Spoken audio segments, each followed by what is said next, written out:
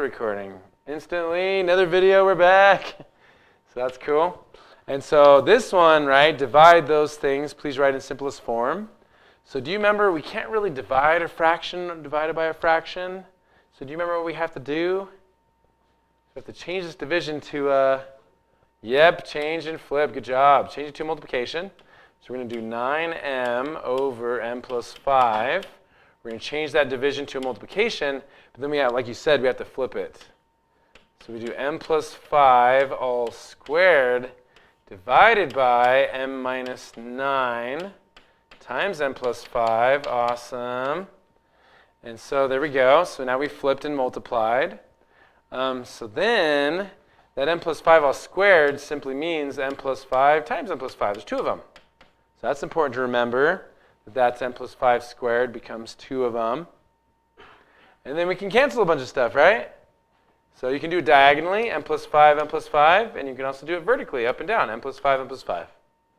And so we're just left with 9m over m minus 9. Bam! So that one looked kind of hard, but then when we broke it down, it wasn't too bad. It wasn't too bad there. Let me see here, factorization. That's not too bad, not too bad. We did some of those in class. Let's see, so number 32 is one that I don't think we did in class. Ooh, let's look at this one first, actually. What's this one? Yeah, let's go to 26. So 26 is a transformation. As you can see, I tried to make that myself. It's kind of hard, but we got it. So this function, the parent function is y equals radical x, which is this guy right here. And then we have a transformation. So it went from 1 all the way up to 3. So do you have a guess at what this function, what did we manipulate or do to it to make it skyrocket like that? Any guesses? So if we had maybe a plus 3, so a plus 3 would make it go to the right 3. So, but that doesn't look like that because that would just be like that, right 3. No, oops. So a positive 3 would actually make it go opposite. Newbold, you already made a mistake. Sorry. So a positive 3 would actually mean left 3, right? Because it's opposite what you think. So that would just be shifting it back here like this, which is not what it did. Or if it, if you had a minus 3, then it would be a shift to the right 3. That's not what it did.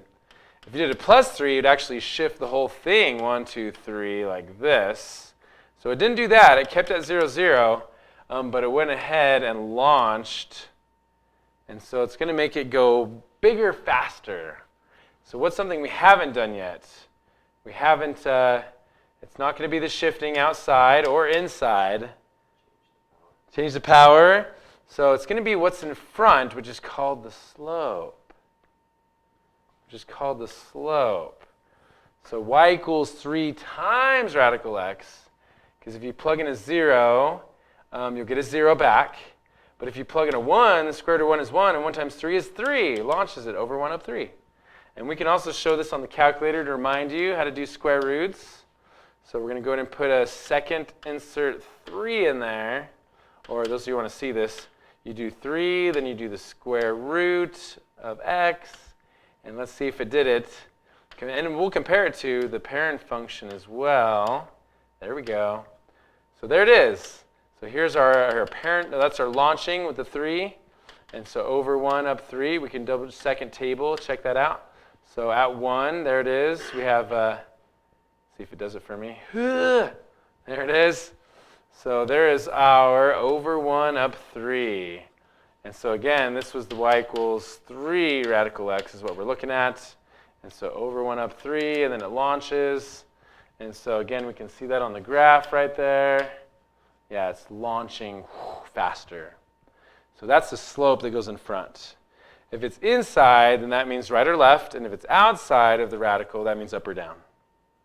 So that's definitely something to remember about radicals that a lot of people forget. Awesome. And then also I'm going to post the videos on my blog, which is awesome. So you can check all your answers to make sure you do it right, which is really good. Maybe the last one we'll finish with is a hard one. Well, it looks kind of hard, but it's not too bad. So question 31 and 32. So 31 is an absolute value. And how far did it go over to the right? Well, let's see. 1, 2, 3, 4. So think about that with absolute value. How would we do right 4? Does it go on the outside or does it go on the inside? Right 4. What do you think? Outside or inside? One of them's up and down, and one of them's right or left. Inside, good job. So we're going to do inside. So that's going to be a 4. And so to go right 4, you have to think, remember, you have to think what? Opposite. So instead of a right 4, instead of it being a plus 4, no, it's going to be a negative 4. There we go. And then it's shifted up 1. So it's shifted up 1, which just means on the outside a plus 1. So that one's not too bad, absolute value there. We came up with the equation given a function. That was pretty slick. Come up with the equation given a function. So again, we went right 4, which is negative 4, then we went up 1. Cool. Now this last one here for our video is an email me. If anybody emails me, I'll do more video problems if I can find time tonight. Or I'll email you back how to do it. So number 32. So we already have a common denominator nearly. This is just missing something. So if we do single factoring, that'll help us out to see what we're missing. So they both have an a in common, so we're going to pull out an a. And when we do that, a squared take away a is just an a. And then anything divided by itself is just 1. And so this is also a times a minus 1. Beautiful. So then what is this guy missing? This little single a by himself, by his lonesome. What is he missing? An a minus 1. So if we do that a minus 1 to the bottom, we also have to do it to the top. There we go. And so then we have a common denominator. A times a minus 1, a times a minus 1, a times minus 1. Since there's an equal sign, we're not combining the top over the bottom once. No. We are solving. And now we can eliminate the bottom because we have a common denominator and just solve for the top. So 4 times a is 4a. 4 times negative 1 is negative 4. Plus 1 equals 5.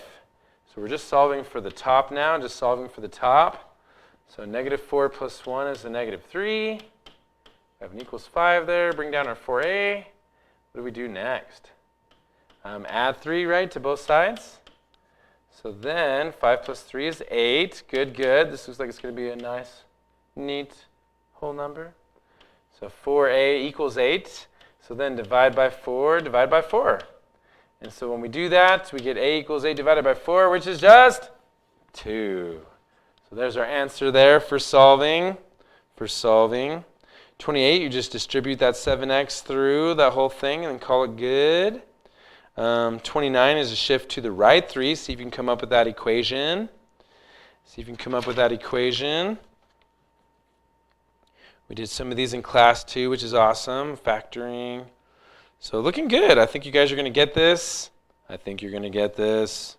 49 is definitely a tricky one we should take a look at too really quick. Oh, here's 40, 41, 42, 43 for our video in case you weren't in class.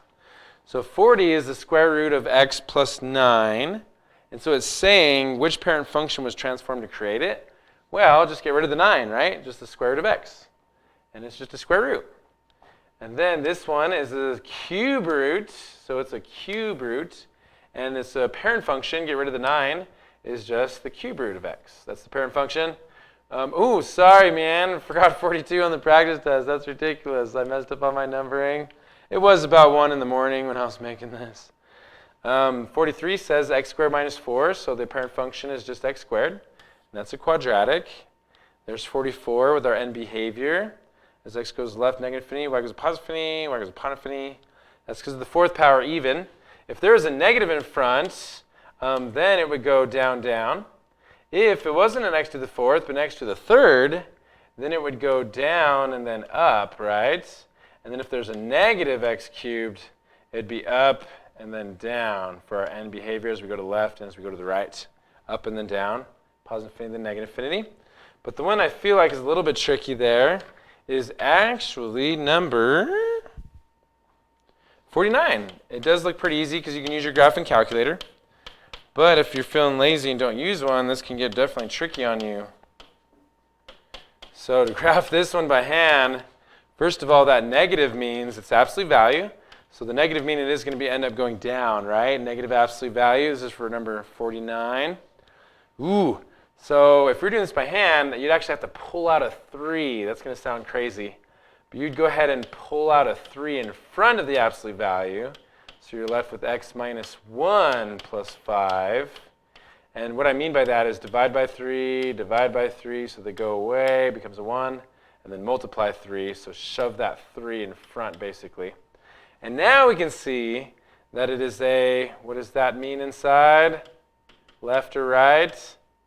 So right 1 and then up 5. So we're going to go right 1, up 1, 2, 3, 4, 5.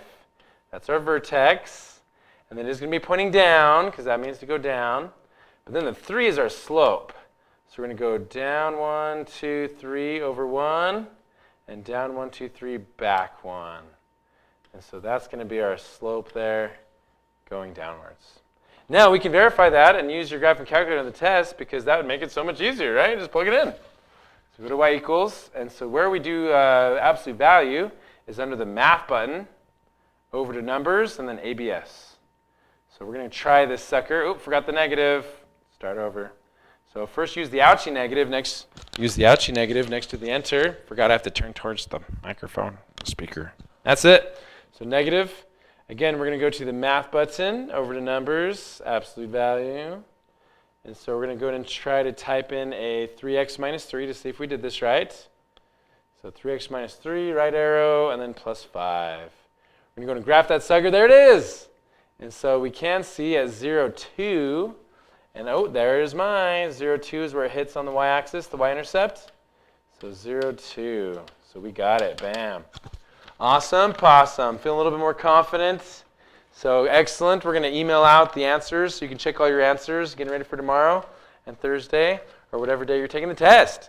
So thanks so much for watching these videos to help you.